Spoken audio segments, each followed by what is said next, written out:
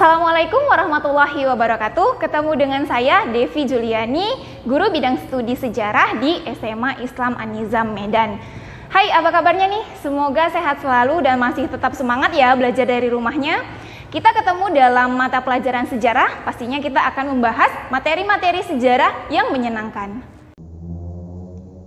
Oke, baik, ketemu lagi dalam mata pelajaran sejarah Indonesia di kelas 12. Nah, sebelum memulai pembelajaran pada hari ini ada baiknya kita lafazkan basmalah, bismillahirrahmanirrahim. Nah, materi kita pada hari ini yaitu kita akan membahas tentang Orde Baru. Jadi masa Orde Baru ini terjadi sejak tahun 1966 sampai 1998. Jadi kurang lebih selama 32 tahun lah Orde Baru ini ada di Indonesia gitu. Nah, mungkin sudah tidak asing lagi untuk siswa SMA kelas 12 dengan gambar yang ada. Coba perhatikan slide PowerPoint yang ada, ya kan? Nah, dia adalah presiden kita, presiden Indonesia yang kedua setelah Soekarno. Nah, oke, dalam bab ini ada beberapa pokok pembahasan ya. Nah, ada 3 pokok bahasan. Yang pertama itu masa transisi. Nah, masa transisi ini kita akan bahas dari tahun 1966 sampai 1998. Kemudian ada stabilitas politik dan rehabilitasi ekonomi. Lalu yang ketiga nanti dampak kebijakan politik dan ekonomi masa demokrasi, masa Orde Baru ini. Oke, tapi khusus pada pertemuan pada hari ini kita hanya akan membahas masa transisi. Jadi kita akan bahas nih nanti latar belakang ataupun awal mula dari Orde Baru. Nah, bagaimana kemudian Orde Baru ini bisa berjalan di Indonesia itu nanti akan kita bahas. Nah, masih ingat kan pembelajaran pada sebelumnya itu kita sudah membahas demokrasi liberal, kemudian masuk demokrasi terpimpin. Nah, selesai dari demokrasi terpimpin, nah inilah kita masuk kepada masa Orde Baru. Oke, nah yang pertama kita akan membahas aksi-aksi Tritura. Mungkin tidak asing juga ya kan dengan Tritura. Tritura itu adalah singkatan dari 3 tuntutan rakyat. Nah, jadi isi dari Tritura ini yang pertama, pembubaran Partai Komunis Indonesia ataupun PKI. Nah, nanti ini hadirnya Orde Baru ini juga ada hubungannya ya dengan gerakan 30 September 1965. Masih ingat ya pembelajaran kita tentang G30S PKI. Nah, kemudian yang kedua itu pembersihan kabinet Dwikora dari unsur-unsur yang terlibat pada G30S. Lalu yang ketiga penurunan harga atau perbaikan ekonomi rakyat. Nah, inilah 3 isi daripada Tritura. Nah, lalu bagaimana kemudian Tritura ini muncul? Oke, kita bahas. Gerakan 30 September 1965 atau G30S PKI ini merupakan peristiwa yang menjadi titik awal berakhirnya kekuasaan Presiden Soekarno dan hilangnya kekuatan politik PKI dari Persatuan Politik Indonesia.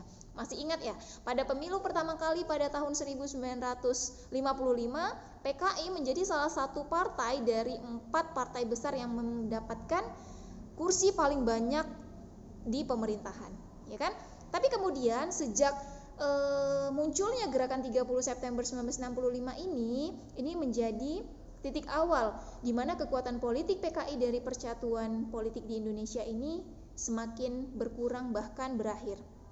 Nah, peristiwa tersebut telah menimbulkan kemarahan rakyat. Peristiwa G30S PKI ini, keadaan politik dan keamanan negara menjadi kacau. Keadaan perekonomian makin memburuk di mana inflasi mencapai 600%, sedangkan upaya pemerintah melakukan devaluasi rupiah dan kenaikan menyebabkan timbulnya keresahan masyarakat. Nah, kenapa kemudian gerakan 30 September ini memicu kemarahan rakyat? Ya, sudah kita bahas juga, ya kan? Akibat ataupun peristiwa dari G30S PKI ini, siapa saja yang menjadi korban-korbannya, walaupun pada kenyataannya ada beberapa teori, ya setidaknya ada 7 teori yang mengungkapkan siapa dalang dibalik daripada G30S ini. Tetapi yang beredar pada masyarakat pada masa itu adalah PKI menjadi dalang utama daripada gerakan ini. Seperti itu. Nah, itulah yang kemudian menyebabkan kemarahan rakyat setelah dari peristiwa 30 September 1965 tersebut. Nah, ini adalah salah satu dokumentasi dari banyaknya demonstran pada masa itu, ya. Rakyat itu banyak yang demo-demo untuk meminta agar PKI dibubarkan. Nah, aksi-aksi tuntutan penyelesaian yang seadil-adilnya terhadap pelaku G30 SPKI semakin meningkat. Gerakan tersebut dipelopori oleh Kesatuan Aksi Pemuda-Pemuda, Mahasiswa dan Pelajar, seperti KAPI, ya kan? Aksi Pemuda-Pemuda, kemudian ada KAMI, Kesatuan Aksi Mahasiswa, dan KAPI, Kesatuan Aksi Pelajar. Kemudian muncul pula ada KABI, Kesatuan Aksi Buruh Indonesia, kemudian KASI itu dari sarjana, kemudian ada KAWI dari golongan wanita, dan KAGI dari golongan guru. Nah, kesatuan-kesatuan aksi tersebut dengan gigih menuntut penyelesaian politis yang terlibat G30 SPKI. Dan kemudian pada tanggal 26 Oktober 1965 membulatkan barisan mereka dalam satu front, yaitu Front Pancasila. Jadi yang tadi masih terpisah-pisah, ya, ada Kesatuan Aksi Pemuda-Pemuda KAPI, kemudian ada KAMI, KABI sampai KAGI, Kesatuan Aksi Guru. Ini kemudian menjadi satu kesatuan. Inilah yang disebut dengan Front Pancasila pada 26 Oktober 1965. Nah, setelah lahir barisan Front Pancasila ini, gelombang demonstrasi yang menuntut pembubaran PKI makin bertambah meluas. Situasi yang menjerumus ke arah konflik politik makin bertambah panas oleh keadaan semakin memburuk. Perasaan tidak puas terhadap keadaan saat itu mendorong para pemuda dan mahasiswa mencetuskan Tri Tuntutan Rakyat atau yang lebih dikenal dengan sebutan Tritura. Nah, seperti yang sudah dijelaskan tadi, ya.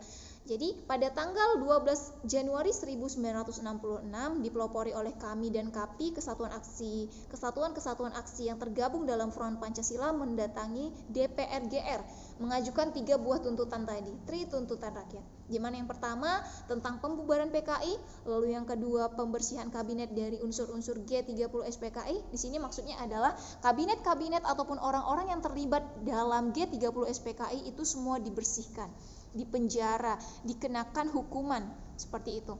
Nah, kemudian yang ketiga penurunan harga atau perbaikan ekonomi, karena sejak peristiwa G30S itu keadaan perekonomian di Indonesia sangat-sangat buruk. Nah, itulah isi daripada Tritura. Nah, bagaimana Tritura bisa terjadi, ya kan? Nah, salah satunya titik awalnya itu adalah dari peristiwa G30S. Kemudian kita masuk kepada yang kedua, yaitu Surat Perintah 11 Maret. Nah, hadirnya Orde Baru di Indonesia atau mulainya Orde Baru di Indonesia juga sangat berkaitan dengan Surat Perintah 11 Maret ini, ataupun biasa kita kenal sekarang dengan Super Semar, gitu ya kan. Walaupun pada kenyataannya bahkan sampai saat ini masih menimbulkan kontroversi bagaimana Super Semar itu. Oke, kita lanjut ke materi. Pada tanggal 2 Oktober 1965, setelah meletusnya pemberontakan G30S tadi, antara Presiden Soekarno dengan Letjen Soeharto terjadi perbedaan pendapat mengenai kunci bagi usaha meredakan pergolakan politik saat itu. Menurut Letjen Soeharto, pergolakan rakyat tidak akan reda sebelum rasa keadilan rakyat dipenuhi dan rasa ketakutan rakyat dihilangkan dengan jalan membubarkan PKI yang telah melakukan pemberontakan. Sebaliknya, Presiden Soekarno menyatakan bahwa ia tidak mungkin membubarkan PKI. Jadi di sini Soeharto menginginkan PKI dibubarkan, tetapi Soekarno tidak. Gitu, dia tidak ingin membubarkan PKI. Karena apa? Karena hal itu bertentangan dengan doktrin Nasakom.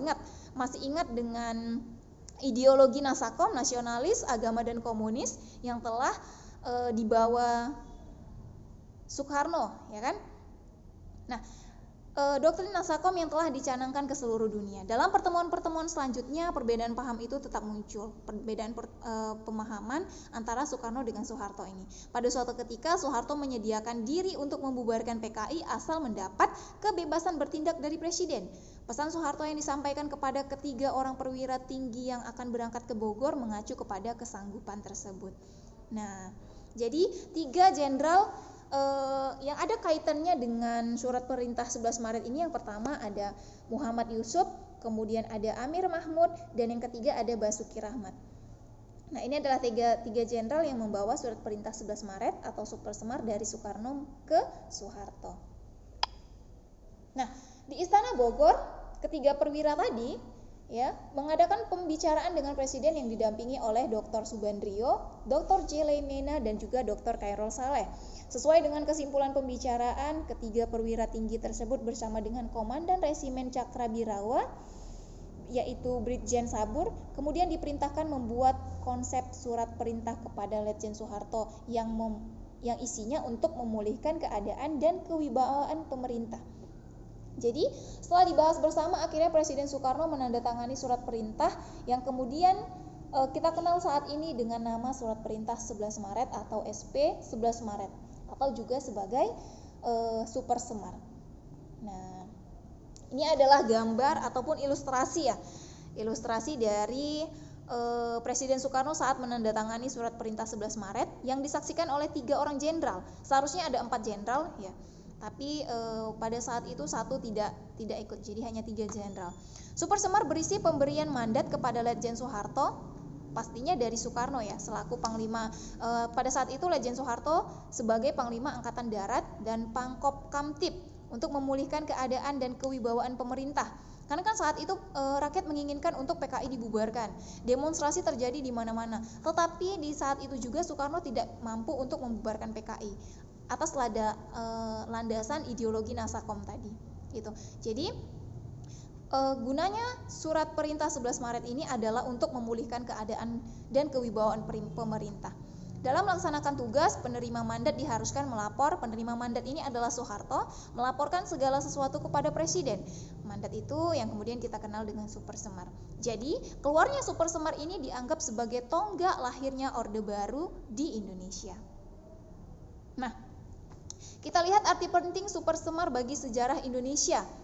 Ya, jadi memang bahkan sampai saat ini Super Semar masih menjadi kontroversi, ya kan? Kontroversi yang tidak ada habis-habisnya diperbincangkan baik itu oleh sejarawan maupun ahli-ahli lainnya. Nah, kontroversi Super Semar seperti apa? Yang pertama, keberadaan naskah otentik Super Semar yang asli di mana? Itu tidak ada yang tahu. Ya kan? Banyak yang mengklaim ini yang asli, ini yang asli. Kemudian proses mendapatkan Surat Perintah 11 Maret 1966. Ini juga masih kontroversi. Dan interpretasi yang dilakukan oleh Soeharto.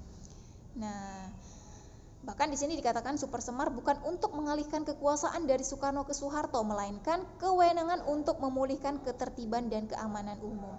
Beda ya. Jadi dalam Super Semar ini Soekarno tidak memberikan jabatan presiden kepada Soeharto, tidak, hanya kewenangan untuk memulihkan keadaan yang tadi di mana rakyat meminta untuk dibubarkan PKI, ya kan? Nah, 4 versi Super Semar yang diragukan. Jadi ada 4 versi. Yang pertama, satu versi dari Pusat Penerangan TNI Angkatan Darat yaitu Puspenat, lalu ada satu versi dari Akademi Kebangsaan, lalu ada 2 versi dari Sekretariat Negara atau Setnek. Nah, tapi yang menjadi pegangan selama Orde Baru adalah versi pertama, yaitu dari Puspen TNI Angkatan Darat, Pusat Penerangan TNI Angkatan Darat. Nah, itulah yang dipegang selama Orde Baru. Oke, kita lanjut. Nah, tadi kita sudah membahas tentang Super Semar, ya kan, di mana Soeharto sudah memiliki kewenangan untuk memulihkan keadaan Indonesia pada masa itu. Lalu kita masuk yang ketiga, yaitu dualisme kepemimpinan. Nah, ternyata hadirnya Super Semar tadi itu mengakibatkan ada yang namanya dualisme kepemimpinan. Nah, jadi memasuki tahun 1966 ini terlihat gejala krisis kepemimpinan nasional yang mengarah pada dualisme kepemimpinan. Di satu pihak Presiden Soekarno masih menjabat presiden, namun pamornya telah kian merosot. Soekarno dianggap tidak aspiratif terhadap tuntutan masyarakat yang mendesak agar PKI dibubarkan. Kan Soekarno saat itu tidak menerima aspirasi rakyat agar Soekarno membubarkan PKI karena dianggap sebagai partai terlarang pada masa itu, gitu ya kan. Jadi pamornya semakin merosot. Nah, hal ini ditambah lagi dengan ditolaknya pidato pertanggungjawaban hingga 2 kali oleh MPRS. Nah, maksud dualisme kepemimpinan ini adalah dualisme ya, berasal kata dari dua. Artinya ada 2 kepemimpinan dalam satu waktu. 2 kepemimpinan itu kepemimpinan Soekarno dengan Soeharto.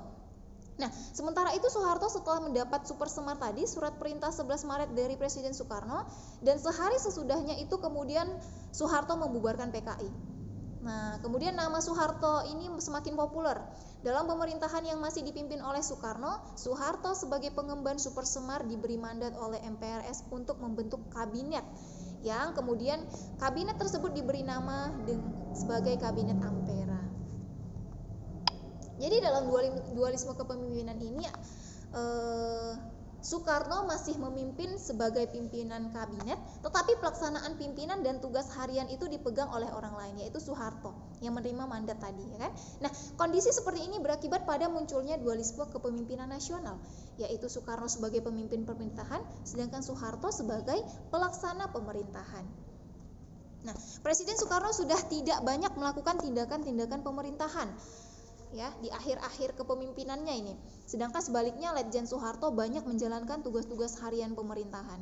Adanya dualisme kepemimpinan nasional ini akhirnya menimbulkan pertentangan politik dalam masyarakat, yaitu mengarah pada munculnya pendukung Soekarno dan pendukung Soeharto. Rakyat Indonesia mulai terpecah menjadi dua, ada yang mendukung Soekarno, ada yang mendukung Soeharto. Hal ini jelas membahayakan persatuan dan kesatuan bangsa. Nah, salah seorang sahabat Soekarno yaitu Mr. Hardy, beliau menemui Presiden Soekarno dan memohon agar Presiden Soekarno membuka prakarsa untuk mengakhiri dualisme kepemimpinan negara. Karena dualisme kepemimpinan inilah yang menjadi sumber konflik politik yang tidak kunjung berhenti. Bahkan Mr. Hardy menyarankan agar Soekarno sebagai mandataris MPRS menyatakan nonaktif di depan sidang Badan Pekerja MPRS dan menyetujui pembubaran PKI. Presiden Soekarno menyetujui saran Mr. Hardy tadi. Untuk itu disusunlah surat penugasan mengenai pimpinan pemerintahan sehari-hari kepada pemegang surat pemerintah 11 Maret 1966. Nah, siapa pemegang super semar itu? Yaitu Soeharto. Kemudian Presiden menulis nota pribadi kepada Jenderal Soeharto. Pada 7 Februari 1966, Mr. Hardy menemui Jenderal Soeharto dan menyerahkan konsep tersebut. Pada 8 Februari 1967, sehari sesudahnya, Soeharto membahas surat Presiden bersama keempat Panglima Angkatan. Para Panglima tadi berkesimpulan bahwa draft surat tersebut tidak dapat diterima.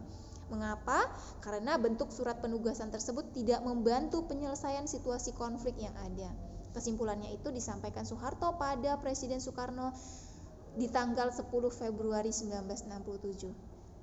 Presiden kemudian menanyakan kemungkinan mana yang terbaik. Soeharto mengajukan draft berisi pernyataan bahwa Presiden berhalangan atau menyerahkan kekuasaan kepada pengemban surat perintah 11 Maret 1966.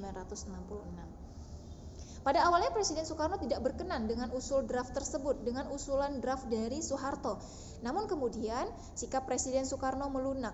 Ia memerintahkan agar Soeharto beserta Panglima Angkatan berkumpul di Bogor pada masa itu pada hari Minggu tanggal 19 Februari 1967. Presiden ternyata akhirnya menyetujui draft yang dibuat, dan pada tanggal 20 Februari draft surat tersebut telah ditandatangani oleh Presiden. Ia meminta agar diumumkan pada hari Rabu tanggal 22 Februari 1967. Tepat pada pukul 19.30, Presiden Soekarno membacakan pengumuman resmi pengunduran dirinya dari jabatan kursi sebagai Presiden Republik Indonesia. Nah, pada tahun 1967, ya. Lalu pada tanggal 12 Maret 1967, Jenderal Soeharto dilantik menjadi pejabat Presiden Republik Indonesia. Kenapa kemudian Soeharto yang menggantikan? Karena memang yang menerima mandat dan yang memegang super semar pada masa itu adalah Soeharto. Ya. Kemudian Jenderal Soeharto dilantik menjadi pejabat Presiden Republik Indonesia oleh Ketua MPRS, yakni Jenderal Abdul Haris Nasution. Setelah setahun menjadi pejabat Presiden, kan tadi awal dilantik menjadi pejabat Presiden 1967, setahunnya yakni 1968, Soeharto dilantik menjadi Presiden Republik Indonesia tepatnya 27 Maret 1968.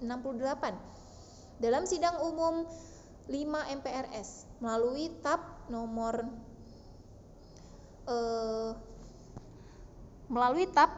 yang dikeluarkan oleh MPRS pada tahun 1968, Jenderal Soeharto dikukuhkan sebagai Presiden Republik Indonesia hingga terpilih lagi berdasarkan hasil pemilu. Pengukuhan tersebut menandai berakhirnya dualisme kepemimpinan nasional dan dimulainya pemerintahan Orde Baru. Nah, kenapa kemudian Bu, tadi Orde Baru dikatakan dari 1966 sampai 1998, padahal Soeharto kan dilantik pada tahun 1968. Ya benar. Jadi memang secara pemerintahan ya kan dilantiknya itu pada tahun 1968. Tetapi pamor Soeharto itu sudah mulai terlihat sejak tahun 1966 tadi.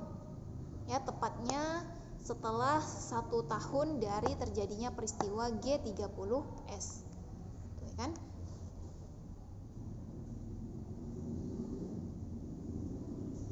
Nah, ini adalah materi kita pada hari ini, yakni